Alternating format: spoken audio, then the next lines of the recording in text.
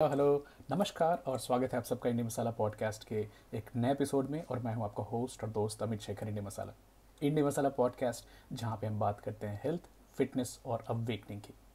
आज आपसे सवाल है कि क्या आप अपने जीवन में ज़्यादा वाइटैलिटी चाहते हैं, जीवन में ज़्यादा एनर्जी चाहते हैं? क्या आप जो एजिंग, जो बूढ़े होने की प्रोसेस है, उसको थोड़ा स्लो करना चाहते हैं और अपने जीवन को पूरी अच्छी तरह से जीना चाहते हैं? तो आपको ये एपिसोड बहुत पसंद आएगा, क्योंकि हम इसमें 5 इजी स्टेप्स की बात करने वाले हैं जिससे आप अपनी एनर्जी और वाइटैलिटी को बढ़ा सकते हैं। तो ध्यान से सुनिएगा। हमारी जो इम्यून सिस्टम है वो बहुत हार्ड काम करती है, हार्ड वर्क करती है। क्या करना चाहती है? हमें सेफ रखना चाहती है, हेल्दी रखना चाहती है, प्रोटेक्टेड रखना चाहती है। तो आइडियली जो हमें जीवन में शॉर्ट टर्म स्ट्रेस आता है, जैसे पहले जंगलों में हम रहते थे और किसी जानवर ने हमारा पीछा किया, तो वो हमारे लिए अच्छा था। और साथ के साथ क्योंकि हम उससे भागकर अपनी जीवन की रक्षा कर पाते थे। पुराने समय में हमारी जो टॉक्सिक एक्सपोजर थी, चाहे वो हवा से हो, पानी से हो, वो काफ़ी कम हुआ करती थी। हमें एबंडेंट सनलाइट मिलती थी, हम सन में, सूरज की रोशनी में बहुत सारा काम किया करते थे।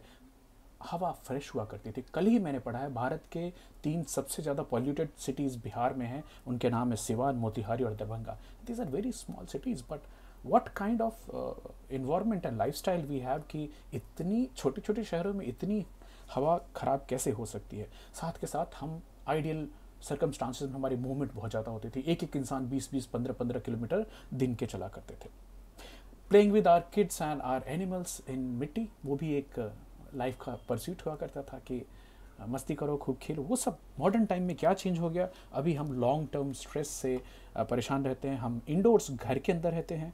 हमारी बड़ी लिमिटेड एक्सेस हो गई है बेनिफिशियल बैक्टीरिया जो कि मिट्टी से मिला करती थी, एनिमल डैंडर से मिला करती थी, और नेचुरल इन्वायरमेंट से हम बहुत बहुत दूर हो गए हैं। तो हालांकि बॉडी हमारी बड़ी अडेप्टेबल है और अडेप्ट तो करती रहती है, बट इन सारी चारों तरफ से जो इंसल्ट हो रहा है उससे हमारी बॉडी आजकल ओवरवेल्म हो जाती है, थक जाती है। चाहे वो क्रोनिक स्ट्रेस हमारे काम की वजह से हो, चाहे फिनेंशियल वरी हो कि घर में सारे खर्चे कैसे चलेंगे, या फिर जो टॉक्सिन्स हैं हवा में हैं, पानी में हैं, हमारे खाने में हैं, हमारी बॉडी इन सारी तरफ से जो अटैक हो रहा है उसको नहीं झेल पाती है और इन्फ्लेमेशन की शुरुआत होती है। इन्फ्लेमेशन ऑक्सीडेटिव स्ट्रेस की वजह से, इसके ऊपर हम पहले भी बहुत काफ़ी बात कर चुके हैं। हालांकि सूजन जो है, इन्फ्लेमेशन जो है, per se is not bad. Short inflammation is actually good for our body. क्योंकि अब देखिए, जैसे कुछ टमाटर काट रहे हैं, हाथ कट गया, तो उस समय इमीडिएटली हमारी बॉडी की जो फंक्शनल इम्यून सिस्टम है ट्रिगर होती है, प्लेटलेट एग्रीगेशन होती है, क्लॉट फॉर्मेशन होती है, और हमारी जो प्लेटलेट्स हैं वो साइटोकाइन रिलीज करती है। वो ये क्यों साइटोकाइन रिलीज होती है? वो साइटोकाइन रिलीज होती है कि हमारी बॉडी के स्कैन कर सके, चेक कर सके कि कहीं इन्फेक्शन वाली कोई हालत तो नहीं है। और ये जो रश होता है साइटोकाइंस का और प्लेटलेट्स का, ये उस एरिया को जहाँ पे कट हुआ था, जहाँ पे इंजरी हुई है, उसको वार्म बनाती, गर्म बनाती, और वो थोड़ा सूजन भी होता है। ये होती है इन्फ्लेमेशन। वर्सेस क्रोनिक इन्फ्लेमेशन, जिसको इन्फ्लेमेजिंग बोलते हैं, ये कंटिन्यूअल लो ग्रेड सूजन है जो हमारी बॉडी में होता है। ये इन्फेक्शन की वजह से होता है। टॉक्सिन्स जो इन्वायरमेंट में है, चाहे खाने में है कि हवा में है कि पानी में है, उनकी वजह से होता है। हमारे खाने में हम बहुत सारी इन्फ्लेमेशन कॉजिंग चीज़ें खाते हैं, उसकी वजह से होता है। क्रोनिक स्ट्रेस की वजह से होता है। एक माइक्रो न्यूट्रिएंट्स डिफिशिएंसीज की वजह से हो सकता है। बहुत ज़्यादा बैठने से, इनएक्टिविटी की वजह से हो सकता है। और ऑल्टर्ड गट फंक्शन, हमारी पेट, हमारी गट बैक्टीरिया किस तरह से हैं, किस हालत में है, ये सारी चीज़ें क्रोनिक इन्फ्लेमेशन कॉज करती है, जिसको इन्फ्लेमेजिंग बोलते हैं। यहाँ तक बोलना है डॉक्टर मार्क हाइमन साहब का कि अमेरिका में, यूएसए में 10 में से 9 लोग ऑलरेडी क्रोनिक इन्फ्लेमेशन की स्टेटस में हैं। इंडिया की डेटा मुझे नहीं मालूम है, लेकिन खासकर शहरों में रहने वाले और बहुत तनाव और भागदौड़ की ज़िंदगी जीने वाले लोगों में अगर ये लक्षण देखे गए तो मुझे बहुत सरप्राइज नहीं होगा। तो आज हम बात करने वाले, according to doctor Mark Hyman, जो कि फंक्शनल मेडिसिन के एक्सपर्ट हैं, 5 इजी स्टेप जिससे हम अपने शरीर की इन्फ्लेमेशन को, सूजन को कम कर सकते हैं और अच्छा महसूस कर सकते हैं। ध्यान से सुनिएगा। सबसे पहला, ईट इन्फ्लेमेशन बर्स्टिंग फूड। ऐसी चीज़ें खाएं जो कि इन्फ्लेमेशन को, सूजन को कम कर सके, जिसमें सबसे पहले नंबर 1 पे आती है साग, लीफी ग्रीन वेजिटेबल, पालक है, एमरंथ है, जो भी आपके यहाँ साग मिलता है, बथुआ है, साग खाएं, पेपर्स खाएं। जो मिर्ची होती है, नींबू का इस्तेमाल करना बहुत इंपॉर्टेंट है। ककम्बर वेरी गुड, जितने कलरफुल वेजिटेबल्स खा सके उतनी अच्छी बात है। फैटी फिश खाना रिकमेंड करते हैं, सामन है, बंगड़ा है, रोहू है जिसमें काफ़ी ऑयल कंटेंट होता है, ये आपके शरीर में सूजन को कम करती है। लो ग्लाइसेमिक फ्रूट, बहुत ज़्यादा मीठे फल से बचने की ज़रूरत है तो berries, green Apple, kiwi, papaya, ये सब अच्छे ऑप्शंस होते हैं जिनमें मिठास कम होती है, वो हमारे शरीर के लिए अच्छे हैं। नट्स एंड सीड खाने की सलाह देते हैं, चाहे वो आमंड हो कि वॉलनट हो कि कैश्यू नट हो, उसको अपने खाने का एक हिस्सा बने। ऑर्गेनिक एग्स जिसमें और साथ के साथ चिकन और मटन जिनमें बहुत ज़्यादा insect pesticide not pesticide hormones and antibiotic नहीं इस्तेमाल किए गए, उनको खाने की सलाह दी जाती है। फर्मेंटेड फूड, चाहे वो इडली हो, डोसा हो, या फिर दही है, या फिर छाछ है, जो हमारे कल्चर में हम ट्रेडिशनल यूज़ करते आए हैं, अचार जो फर्मेंटेड काफ़ी अच्छे होते हैं, उनका इस्तेमाल करने की सलाह है। हर्ब्स एंड स्पाइसेस, जिंजर है, टर्मरिक है, सिनेमन है, हमारे ट्रेडिशनली जो हम बहुत सारे मसाले इस्तेमाल करते रहे हैं, उनका बहुत एंटीऑक्सीडेंट प्रॉपर्टी होती है और शरीर की सूजन को कम करते हैं। स्टेप नंबर 1 था कि ऐसी चीज़ें खाएं जो कि इन्फ्लेमेशन को कम करें। स्टेप नंबर 2 है ऐसी चीज़ें ना खाएं जो कि इन्फ्लेमेशन को बढ़ाते हैं, जिसमें सबसे नंबर 1 पे आता है डेयरी प्रोडक्ट्स, चाहे वो दूध हो कि चीज़ हो कि आइसक्रीम हो। हालांकि कुछ आइसक्रीम है जो कि कर्ड बेस होते हैं, वो खाए जा सकते हैं। गोट शीप का जो मिल्क होता है उसको इस्तेमाल करने की ओके है, बट डेयरी प्रोडक्ट से बचना है। दही खाना है, दूध से रिलेटेड प्रोडक्ट्स कम कर रहे हैं। चीनी, शुगर जितना एलिमिनेट करें अपने खाने में, आपके शरीर में उतनी ही कम सूजन होगी। रिफाइंड और प्रोसेस्ड फूड जो कि पैकेट के अंदर आते हैं, जिसमें बहुत सारे इंग्रेडिएंट्स के नाम लिखे होते हैं, प्रिजर्वेटिव्स के नाम लिखे होते हैं, उनसे बचने की बिल्कुल ज़रूरत है। साथ के साथ एलिमिनेट करना है रिफाइंड वेजिटेबल ऑयल्स को, जिनका 60-70 साल पहले हमारे जीवन में कोई योगदान नहीं था, थे ही नहीं। वो तो एनिमल फैट खाते थे या फिर सीड ऑयल्स खाते थे, जो कि हमारी ट्रेडिशनल कोल्ड प्रेस होती थी।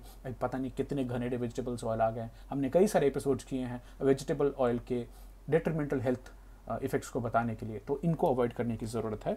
Step number 3, move daily movement of 20 to 30 minutes is strongly recommended. मैं पहले भी एपिसोड बात कर चुका हूँ, 18 किलोमीटर में वीक में एक मूवमेंट का पैटर्न होना चाहिए। गूगल फिट इस्तेमाल करें, आपके एप्पल फ़ोन पे जो फिटनेस ऐप है उसका इस्तेमाल करें, देखिए आप दिन में कितनी मूवमेंट कर पाते हैं।